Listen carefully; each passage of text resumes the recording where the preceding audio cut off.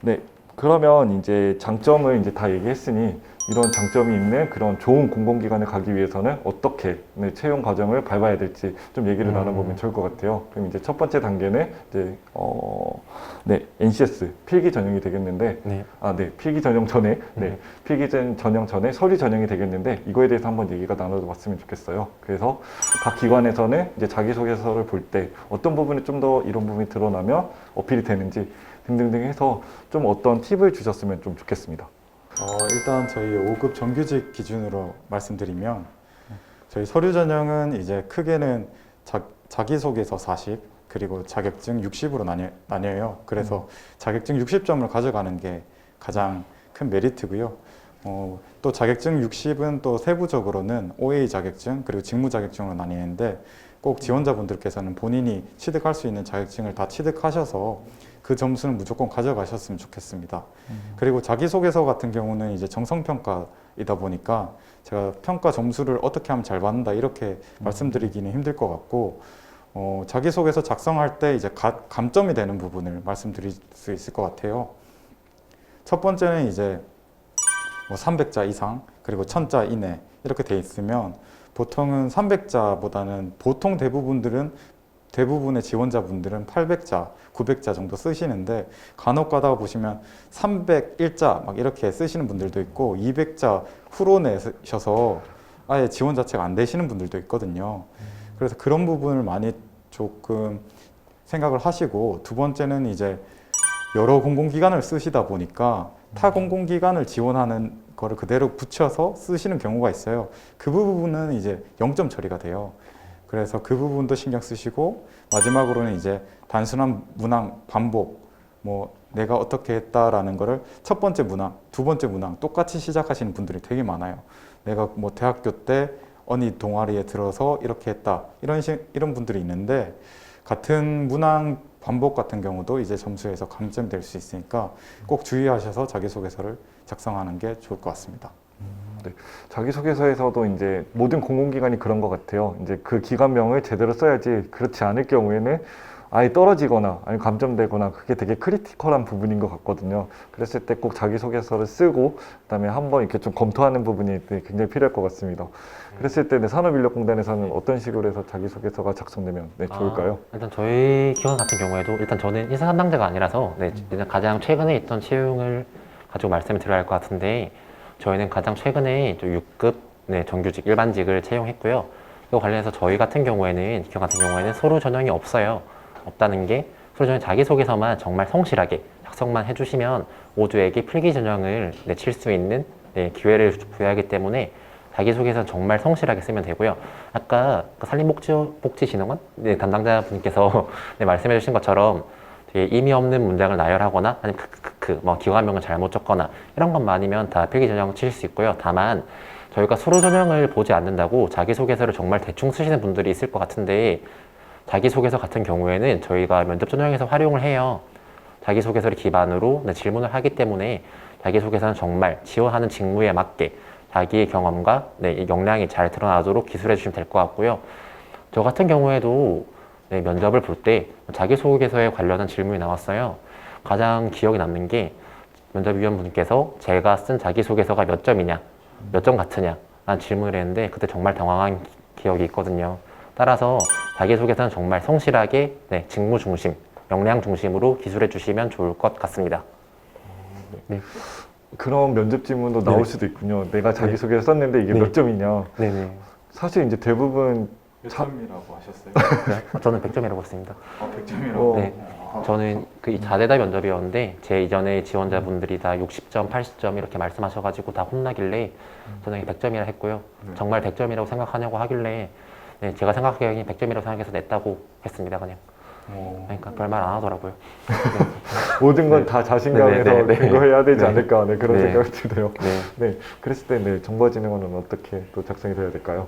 네, 저희 한국정보화진흥원은 산림복지진흥원에서 말씀해 주신 것과 같이 정성적 평가를 하고 있기 때문에 자기소개서를 열심히 작성을 해주시는 게 가장 중요한데요. 일단 자기소개서에서 기재할 수 있는 부분이 교육상, 경험상, 경력상 자격증이 있기 때문에 이러한 부분을 세심하게 작성을 해주시는 게 하나의 팁이 될 수 있을 것 같고요. 저희는 자기소개서 4개 문항, 역량기술서 2개 문항 이렇게 평가를 하고 있습니다. 역량기술서 부분에서 분량이 많아서 질에 겁을 먹으시는 분들이 많으실 수 있으실 거라고 생각하는데 저희는 정말 ICT를 통해서 어떻게 사회 현안을 해결하고 뭐 그런 사업을 기획해보고 싶은 그런 아이디어를 보기 위한 것이기 때문에 분량에 구애받지 말고 자유롭게 기술을 하라는 의미에서 4천자로 두고 있기 때문에 아무래도 그런 거에 너무 겁먹지 마시고 한번 도전을 해보시는 걸 권유드리고 싶습니다. 네. 그 얘기하시다가 그리고 기관 소개할 때도 궁금한 점이 있었어요. 그러니까 ICT가 계속 많이 나오는 부분이 있는데 그런 ICT가 무엇인지 조금 그냥 간략하게 설명해 줄 수 있을까요? 네. ICT는 일단 직해하면 정보통신 기술이라는 의미이고요. 요즘 트렌드인 뭐 빅데이터나 AI 이런 부분들도 다 ICT 개념에 들어가는 그런 기술들을 총칭하는 의미라고 보시면 되겠습니다. 네. 그럼 ICT 좀 관심 있으신 분들은 꼭 한번 지원해 보셨을 좋을 기관인 것 같네요. 그러면 이제 서류 전형이 이렇게 있는데 조금 더 이런 부분이 들어가면은 플러스 되겠다라는 부분이 좀 있을까요? 어떻게 항목을 좀 기재하면 좋겠다. 아니면 어떤 경험 사항 같은 게 들어가면 좋겠다. 이런 부분이 있으면 좀 얘기해 주셨으면 좋겠습니다. 서류 전형 같은 경우는요, 그 가산점 제도를 저희 기관은 운영하고 있어요. 국가보훈이나 아니면 북한 이탈자 주민 혹은 다른 정부 정책 상황에 따른 분들, 그리고 한국사, 그리고 청년 인턴 경험 등의 가산점 제도를 운영하고 있는데 지원자분들께서 공고문을 보시면 본인이 해당하는 분야에서 받을 수 있는 가산점을 선정해서 꼭 받으시는 게 제일 좋을 것 같고요. 일반적으로는 이제 저 같은 경우로 말씀드리자면 저는 한국사하고 그 다음 청년 인턴 경험이 있어서 가산점을 받아놨는데 그거는 중복되지 않고 하나만 되기 때문에 지원자분들은 그걸 주의하셔서 준비하시면 될 것 같습니다. 저희 같은 기관은 산업인력공단 같은 경우에는 저희 서류 전형이 없어요. 따라서 저희에 관한 거는 아까 자기소개서 말씀드린 걸로 다 될 것 같고요. 다만 일반적인 공공기관 채용에서 서류 전형을 어떤 걸 제일 많이 보는지 많이 물어보셨는데 일반적으로 일단 한국사 자격증은 좀 필수로 가지고 계신 게 좋을 것 같아요. 이게 왜냐면 현재 정부 지침상 모든 공공기관은 한국사에 관한 능력을 평가해야 하는데 이를 보통 필기 전형에서 한국사를 평가하거나 아니면 서류 전형에서 한국사 검정 능력 시험 자격증으로 대체해서 평가를 많이 하기 때문에 한국사 그거 자격증이 없다면 아마 지원 자체가 안 되는 경우가 많을 수 있어요. 따라서 저는 한국사를 가장 먼저 취득하시는 게 좋을 것 같고요. 또 막 교육 아까 말씀하신 대로 인턴 같은 경우는 저는 정말 추천드리는 게 왜냐면 인턴을 하게 되면 뭐 서류 전형별 가점이라든지 아니면 면접 때 한마디 더하고 이런 것도 있겠지만 인턴을 하면서 내가 이 공기업이라는 조직과 내가 맞는지 이걸 확인할 수 있는 부분이라고 생각을 해요. 따라서 저는 한국사와 인턴 경험, 특히 저는 청년 인턴 되게 공공기관 체험형 인턴 되게 많이 운영하고 있는데 이에 지원하셔가지고 한번 경험을 해보는 게 정말 좋을 것 같습니다. 저희도 담당자분이 말씀해 주신 것처럼 한국사 자격증이 자격증 중에 유일하게 가점을 부여하고 있고요. 그 외 정부 권장 정책 사항에 따라서 뭐 국가유공자, 보훈, 사회 취약계층 이런 분들에게 가점을 부여하고 있고요. 그 외에는 자기소개서와 역량기술서를 성실하게 작성을 해 주시는 것인데 ICT 관련 뭐 프로젝트 경험이나 이런 부분이 있으시면 그런 부분을 상세하게 기술해 주시면 아마 좋은 점수를 얻으실 수 있으실 것 같습니다. 이런 부분에서도 이제 저는 얘기 다 해주셨을 때, 이런 인턴 제도가 근데 공공기관에서는 되게 잘 돼 있잖아요. 네. 그런 부분을 좀 되게 잘 활용하면 좋겠다는 부분이 저번에 이어서 좀 생각이 들었어요. 그러니까 내가 희망하는 기관에 어떤 직무에 체험을 해봤을 때 하면 그 기회를 또 가지고 또 이제 나중에 자기소개서나 이런 부분에서도 그런 부분을 작성할 수 있기 때문에 굉장히 되게 좋은 제도이지 않을까. 그리고 공공기관을 진짜 희망한다 하면은 꼭 한번 해볼 수 있는 제도가 아닐까. 이런 생각은 드네요. 다 인턴 경험은 다 해보신 건가요? 공공 인턴? 네. 저는 없어요. 네. 없으시고. 네, 실제로 있으셨다고 아까 말씀을 하셨고, 네, 담당자분께서도 있으셨다고 얘기하셨고, 이런 부분이 공공기관 지원할 때 진짜 굉장히 메리트가 되는 부분이라고 생각은 들어요. 네. 그러면 이게 원래는 이제 자기소개서 부분을 이제 가장 또 지원자분들이 궁금해 하신다고 그랬거든요. 그러면 지금 저희가 이제 자기소개서 얘기를 하니까 한번 실시간 채팅창에서 네, 어떤 질문이 왔는지 좀 한번 보고 네, 답변을 드릴 수 있는 시간을 잠깐 한번 가져보면 좋을 것 같아요. 네, 그러면 어떤 질문이 왔는지 한번 네, 보도록 할게요. 네. 여기 보면 네, 한국산림복지진흥원 네, 대상으로 해서 한 질문인데요. 수원으로 발령 나면 숙소 지원이 되느냐 그 부분인데요. 저희 일단은 소속 기관별로 이제 관사가 있는 데도 있고 아직까지 이제 신설로 된 소속 기관 같은 경우는 없는 경우도 있어요. 그렇지만 제가 있었던 7곡을 기준으로 말씀드리자면 하나의 빌라를 전체적으로 숙소로 제공하고 있기 때문에 거의 신규 직원분들이 모두 들어가서 살고 있는 거로 지금은 알고 있습니다. 근데 다른 소속 기관 같은 경우는 현지 상황에 따라서 관사 유무 그리고 현황을 보고 지원할 수 있으면 최대한 지원하는 방향으로 하고 있습니다. 네. 네, 답변이 네, 되게 충분히 되셨을 거라고 네, 생각이 들고요. 다음에 또 이제 한국정보화진흥원 대상으로 한 질문인데요. 네, 공공데이터, 청년 인턴, 수료 시 입사 지원에 가산점이 있는지 네, 그런 게 또 등등등 해서 있는지 네, 궁금하다는 네, 질문이었습니다. 네. 한국정보화진흥원에서 하는 그 행정안전부 공공데이터 청년 인턴 사업에 대해서 말씀하시는 것 같은데요. 저희는 청년 인턴에 대해서 가점을 부여하고 있지 않기 때문에 이런 부분에서는 가점은 따로 없습니다. 가점은 따로 없다는 부분. 네, 이런 부분도 항상 이제 지원하실 때 말씀해 주신 부분도 있지만 공고문을 꼭 잘 체크해서 네, 해주시면 딱 좋을 것 같아요. 하나 더 질문이 있는데요. 네, ICT 업무 역량을 많이 보는 것 같은데 비전공자가 준비해야 될 자격증이나 필요사항은 어떤 게 있을지 네, 그것에 대한 질문입니다. 저희는 따로 가점이 되는 자격증은 한국사밖에 없기 때문에 필요한 자격증을 말씀드리긴 사실 어려울 것 같고요. 비전공자 같은 경우에는 ICT 관련 경험이 많이 부족하실 수 있는데 이런 경우에는 뭐 데이터 관련 직업 교육을 들어보시는 것도 하나의 방법이실 것 같고요. 데이터 관련 공부를 하고 또 그거를 자기소개서에 기재하는 것만으로도 많이 도움이 되실 거라고 생각합니다. 네, 마지막 질문으로 하되 네, 공통 질문으로 해서 이제 마지막 질문하고 또 다음으로 넘어가도록 하겠습니다. 그래서 이제 새 기관에 네, 질문을 드릴게요. 그래서 간혹 자소서 외에 직무수행 계획서를 요구하는 경우가 있는데 이럴 경우 어떤 내용을 참고해서 작성하면 좋을지 그런 조언을 부탁하는 질문이었습니다. 네, 먼저 그러면 산업인력공단 맞아요. 담당자께서 네. 저 직무수행 계획서라고 하면 제가 이해하기로 내가 이 회사에 취업을 해서 입사를 해서 이 직무를 어떻게 수행할 건지 이거 계획을 쓰는 거를 말씀하시는 것 같은데 저 같은 경우에는 그렇게 준비를 했어요. 예를 들어 제가 한국산업인력공단 일반 행정직으로 제가 지원을 했는데 이 지원할 때 제가 지원하는 직무 중에서 팀 한 개를 꼽아서요. 그 팀의 가장 보통 홈페이지에 들어가면 조직도가 있는데 업무 분장이라고 나와 있어요. 보통 모든 공공기관 중에서 맨 밑에 있는 사람이 제일 막내인데 그 막내가 하는 업무를 제가 따와가지고요. 그 있는 사업 자료 이런 거 다 비교해가면서 그 막내가 하는 업무, 마지막 그 제가 들어갔을 때 하는 업무 그거를 연계시켜가지고 저는 많이 썼습니다. 쓸 때 저 같은 경우에는 내가 어떻게 해야겠다로만 쓰지 않았고요.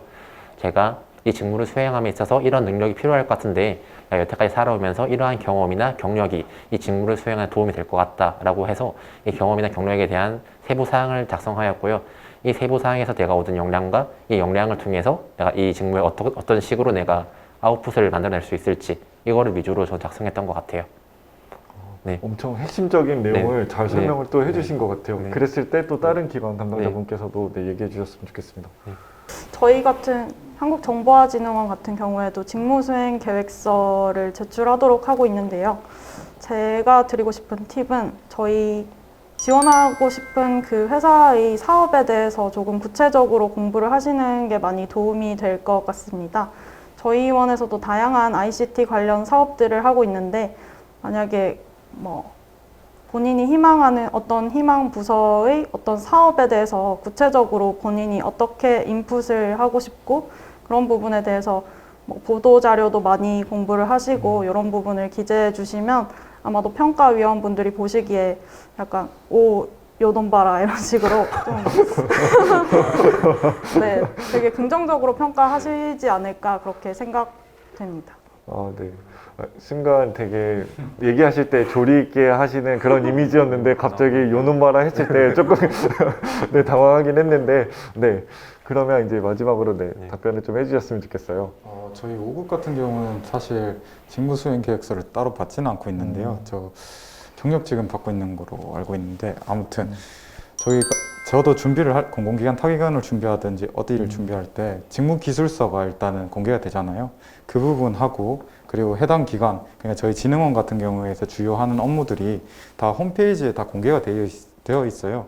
근데 직무 수행 계획서 같은 경우는 본인이 해보지 못했던 직무를, 그러니까 해당 기관에서 하는 직무를 어떻게 할 건지 계획서를 쓰는 거기 때문에 홈페이지에 들어가셔서 주요 업무가 무엇인지 파악하고 그리고 그 직무에 맞는 직무 기술서를 확인해서 그 두 가지를 토대로 본인이 경험했던 것과 본인이 기여할 수 있는 부분을 순차적으로 적는 게 가장 중요한 것 같습니다. 네. 정말 아까도 이제 기관 소개도 그렇지만 이런 그냥 즉각적으로 나오는 질문에서도 답변 나오시는 게 뭔가 이렇게 누르면 바로 나오는 자판기 같은 느낌이 들어서 머리로 계산했어요. 힘들었습니다. 네, 혹시 뭐 궁금했던 네. 부분 있었을까요? 네.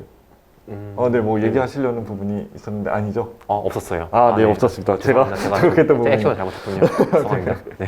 네, 그러면은 이제 실시간 질문, 네, 그 다음으로 해서 이제 넘어가서 그러면 조금 이제 필기 시험 볼 때 어떤 부분에서 좀 시험이 나오는지, 그다음에 어떤 과목을 해서 중점적으로 했는지, 그래서 그걸 좀 공개해 주실 수 있는 범위가 있다 하면 얘기해 주셨으면 좋겠습니다.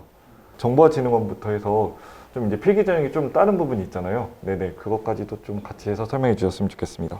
네, 저희는 한국정보화진흥원은 조금 특이한 부분이 NCS가 아니라 탑싯이라는 시험을 보고 있고요. IITP라는 정보통신기획평가원에서 출제하는 소프트웨어 역량지수 평가 시험입니다. 여기서 비즈니스 영역만 저희가 필기 전형 시험으로 가져와서 보고 있고요. 객관식 50문제 그리고 제한시간 90분으로 현재 시행하고 있습니다. 굉장히 생소한 시험이다 보니까 많은 분들이 좀 어려울 것 같다 이렇게 생각하시고 지를 겁먹는 부분이 좀 사실 있는데 사실 그렇게 어려운 시험은 아니라고 생각을 하거든요. 굉장히 생소해서 모두가 다 똑같이 낯설기 때문에 되게 짧은 기간 공부해서 합격하시는 분들도 굉장히 많으시고 또 따로 문제집이 있는 게 아니라 그 탑싯 홈페이지 들어가셔서 학습센터에서 학습을 하실 수 있는 부분이라 이런 부분이 다 모두 똑같은 조건이기 때문에 굉장히 쉽게 공부하실 수 있는 그런 시험이라고 생각합니다. 네. 아무래도 이제 좀 생소한 시험이다 보니까 이제 설명해 주실 때 자료 화면이 나갔어요. 그래서 탑시시라는 시험이 좀 생소한 시험이지만 하지만 이제 말씀해 주신 것처럼 누구나 이제 쉽게 준비할 수 있고 네, 대비할 수 있는 시험이다라고 이제 말씀을 해주셨습니다. 그랬을 때 네, 산림복지직 제가 계속 이쪽으로 질문을 드리는 거 몰아서 드린 것 같은데 네, 말씀해 주셨으면 좋겠습니다. 저희 한국산림복지진흥원 이번에 하반기 5급의 기준으로 말씀드릴게요. 네. 일단 한국산림복지진흥원 필기 시험은 인성검사, 그 다음에 NCS 기반의 직업기초, 그리고 직무수행 능력평가 이렇게 이루어져 있는데요. 인성검사 같은 경우는 적부이기 때문에 보통이라고 하면 그렇지만 좀 웬만하면 다 통과하실 것 같고요. 그 다음에 NCS 그리고 NCS에서 직업기초 그리고 직무수행 능력평가를 50대 50으로 봐요. 그러니까 두 개를 평균을 내서 이제 꽈락 점수가 60점이 있는데 그 60점을 넘으면 되기 때문에 두 시험을 동등하게 준비하시는 게 가장 중요한 것 같고요. 직업기초 능력평가 같은 경우는 이제 제 기준으로 말씀드리자면 시중에 있는 NCS 책자랑 수준이 그렇게 별 차이가 나지 않는 것 오히려 조금 쉬울 수도 있다고 생각합니다. 따라서 시중에 있는 문제집을 추천드릴 수는 없고 그냥 아무거나 사셔서 준비하시면 충분히 가능할 것 같고요. 직무수행 능력평가 같은 경우는 본인이 지원했던 직무에 대한 문제가 나가기 때문에 공고문상 출제 범위가 공개가 돼요. 따라서 공부 시간을 조금 줄이시려면 출제 범위를 꼭 확인하시고 거기에 맞게 공부를 하시는 게 가장 큰 도움이 될 것 같습니다. 네. 아까 이제 되게 좋은 팁을 말씀해 주셔서 또 감사합니다. 네. 그리고 이제 아까 맨 처음에 NCS에 대해서 전반적으로 또 설명을 해주셨는데 이 부분에 또 얘기를 또 잘해 주실 것 같아요. 네. 네. 저희도 일단 저희 기관 필기 문항에 관련해서 음, 말씀드려야 할 것 같은데요. 동일하게 저희 같은 경우에는 NCS 기반 직업 기초 능력과 영어, 한국사 이렇게 세 가지 항목을 평가하고요. 한국사 같은 경우는 아까 말씀드렸다시피 정부 지침상 저희는 한국사를 필기 전에서 평가를 합니다. 그리고 저희는 NCS를 주관하는 기관이다 보니까 다른 기관과 좀 차별성이 있는 게 저희 직원이 직접 NCS 기반 직업 기초 능력 문제를 저희가 출제하고 저희가 이런 식으로 나가는데요. 아무래도 좀 저희는 그런 부분이 있다 보니까 저희 같은 경우에는 일반적인 다른 회사랑은 조금 다른 것 같아요. 저희 같은 경우에는 저희 공단의 내부 규정이라든지 조직도 실제 업무에 활용되는 실무자로서 어떤 뭐 결제 라인이라든지 이를 찾는 거라든지 아니면 사업 설명 자료를 주고 이 사업이 어떤 사업인지 찾는 정말 이 조직에 관한 문제가 정말 많이 나오고요. 따라서 저희 회사에 대해서 많은 관심을 기울이시고 저희 사업에 대해서 많이 공부를 하시면 조금 유리한 고지에서 시험을 치를 수 있을 것 같습니다. 확실히 이제 네. 공고문상에서 나오는 내용이 아닌 네. 좀 이제 말씀해 네. 주신 부분을 했을 때 조금 더 네. 전략적으로 좀 네. 나아갈 수 있는 부분이 있을 것 같아요.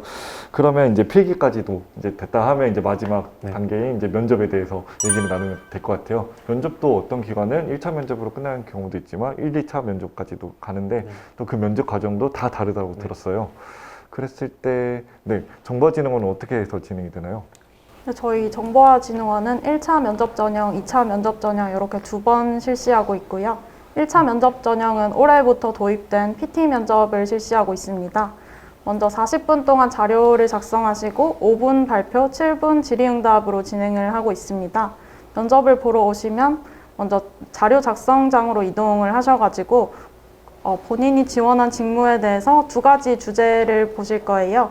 그 중에 선택을 하셔가지고 PPT로 자유롭게 작성을 하시면 되시고요.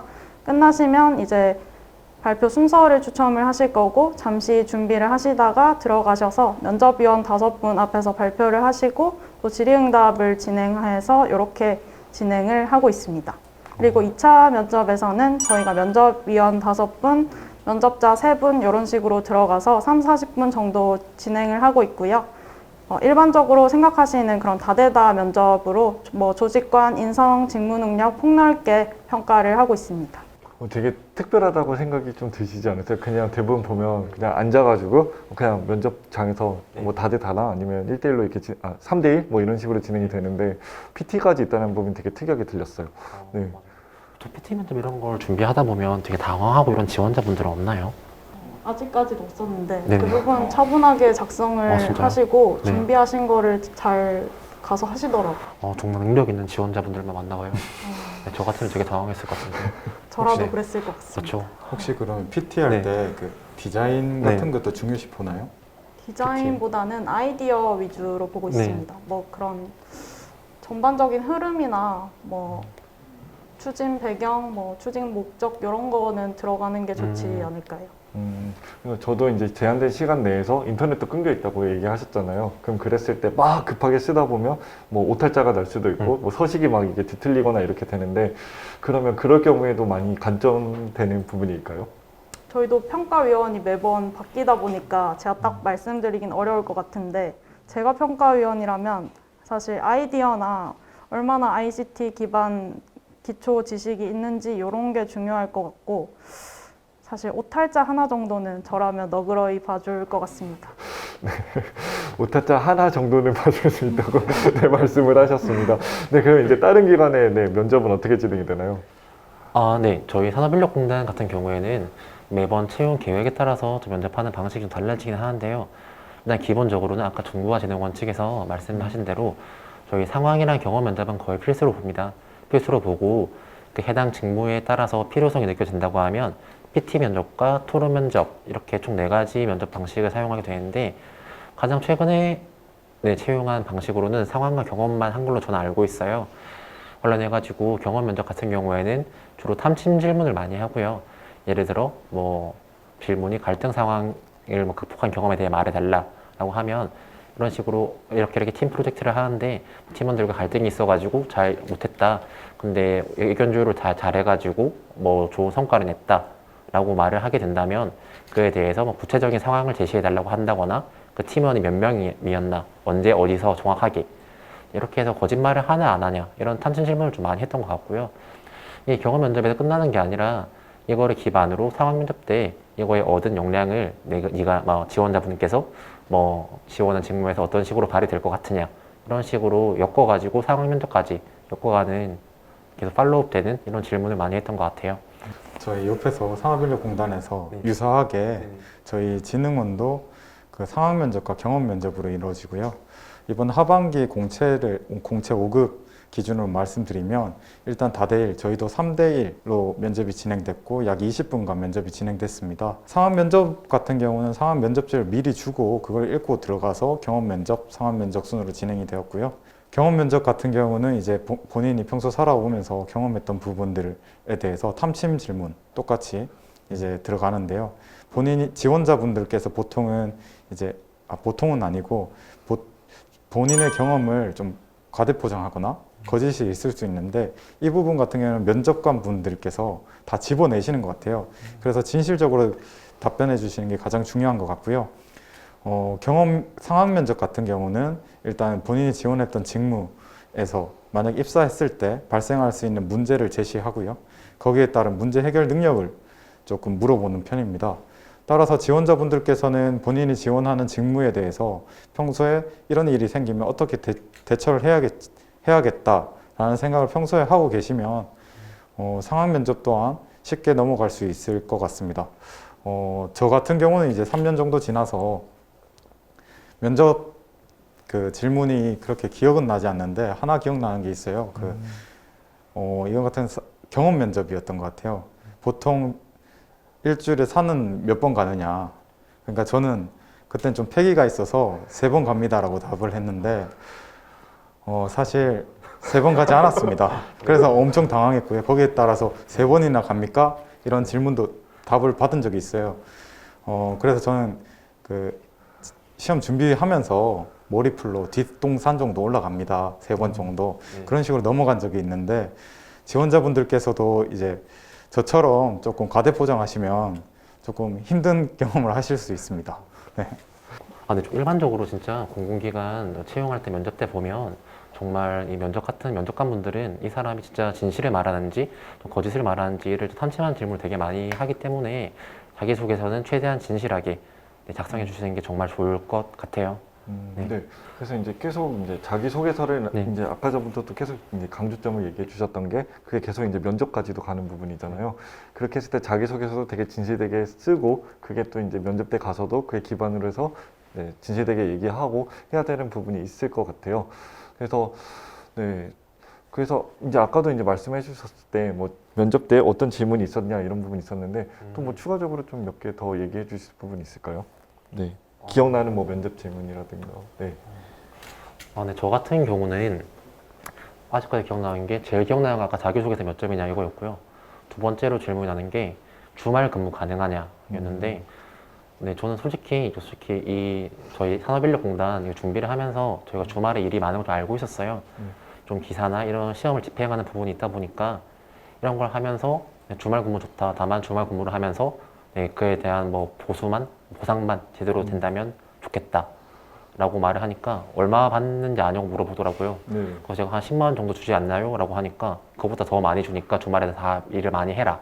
라는 식으로 면접관 분께서 말씀하셨던 게 기억이 납니다. 또 뭐 면접하면서 기억에 남는 질문 같은 게 있었을까요? 제가 받았던 질문으로는 한국정보화진흥원의 주 고객이 어떤 사람들이고 그 사람들을 위해 어떤 사업을 해야 하고 네가 어떻게 기여를 할 수 있냐 이런 질문이었거든요. 굉장히 질문을 길게 하셔가지고 조금 기억에 남는데 그 주 고객층이라는 게 또 국민을 위해서 이런 식으로 답변을 하지 말라고 또 말씀을 하셔가지고 저는 장애인이나 정보 소외계층을 대상으로 하는 사업에 대하여 답변을 했던 것 같습니다.